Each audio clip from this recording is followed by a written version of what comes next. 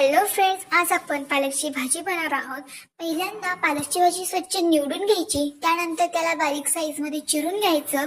त्यानंतर एका बाउलमध्ये टाकून त्याला स्वच्छ धुवून घ्यायचं. धुतल्यावर कसं आहे ना, त्यातली जी माती असते त्याच्यातले कण बारीक बारीक ते निघून जाते.